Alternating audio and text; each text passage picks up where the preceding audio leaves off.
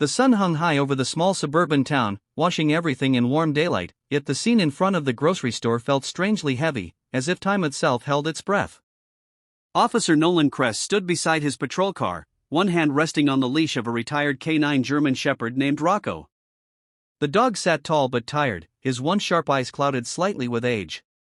And across from them stood a little girl in a faded yellow dress, clutching the hand of her father as though it were the last bit of strength she had. Her voice trembled when she spoke, soft but piercing. "Can I buy that police dog, Daddy?"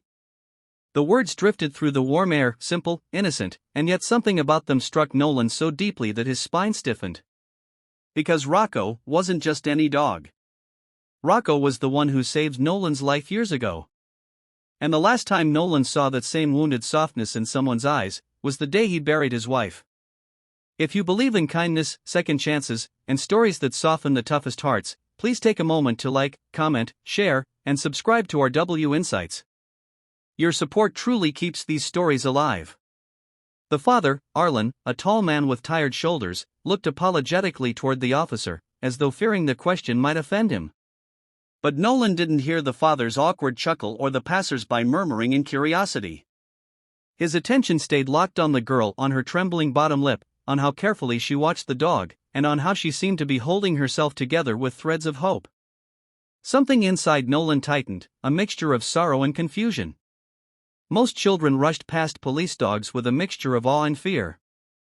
Not this girl. Her eyes held longing, an ache that somehow mirrored his own. Her name was Mira.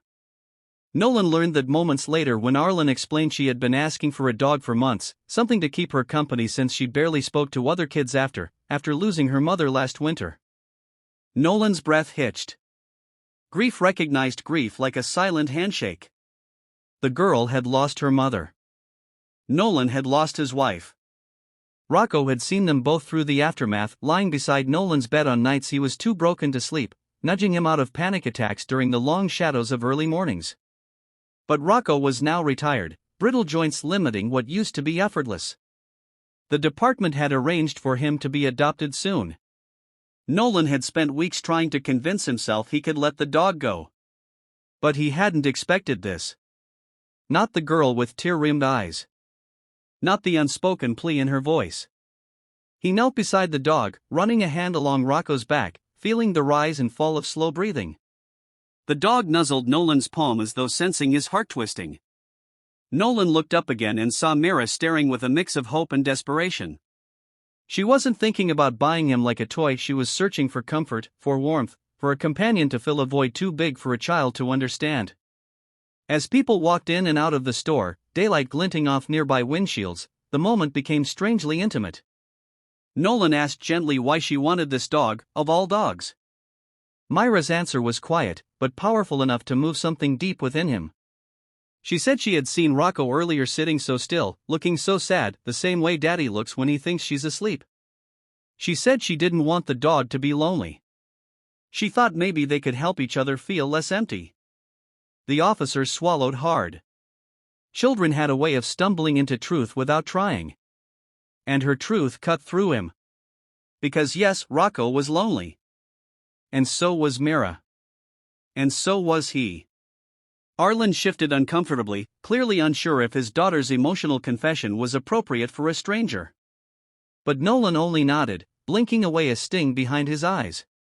He asked Arlen if they were serious about adopting a dog, if they understood the medical needs of an aging shepherd, the costs, the responsibility. Arlen nodded with earnest honesty. Their finances were stretched thin, especially after the medical bills from his wife's battle with illness, but he said he'd find a way. Myra's happiness mattered more than his exhaustion. A warm breeze stirred the leaves of a nearby tree, sunlight flickering across the sidewalk as though nature itself awaited the decision. Nolan looked at Rocco again, at the graying fur around his muzzle, at the loyalty still strong in his posture. The dog had spent years protecting Nolan, supporting him, anchoring him. Maybe it was time for Rocco to anchor someone else. Someone who needed him just as desperately. He exhaled softly, the emotional weight leaving his chest like a slow surrender. He told Mira she couldn't buy Rocco, but she could have him, if her father agreed and if she promised to take good care of him. For a second, she froze. Then her face crumpled with overwhelmed joy. Arlen's breath escaped shakily, relief washing over him. Rocco barked once, as if approving the decision. Nolan walked them through the adoption papers, explaining Rocco's dietary needs, his medication, his favorite toys. Mira listened as though every word were a treasure, her small hand resting constantly on Rocco's head. She whispered things to him, his secrets, hopes, maybe little pieces of grief she had never told anyone. And somehow, the old dog leaned against her, his tail thumping lightly, as though understanding every word. When everything was complete, Nolan stood back and watched Mira take Rocco's leash. Sunlight haloed them both, creating a soft, golden glow around the unlikely pair. The father watched his daughter smile for the first time in months, a real smile, bright and unburdened, and Nolan felt something mend inside himself. He had lost much, but today he had given something priceless.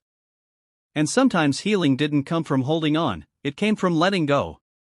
As they walked away, Mira turned back one last time and shouted, "Thank you, Officer Nolan. I'll make sure he's never lonely again." And in that moment, as Rocco glanced back briefly at his old partner with loyal eyes before following his new family, Nolan felt peace. Real peace. The kind that arrives only in daylight, where shadows can't hide. If this story touched your heart, please like, comment, share, and subscribe to our W Insights. Your engagement truly helps us reach more people who need emotional, inspiring stories like this. Special request: comment below what lesson you think this story teaches the world.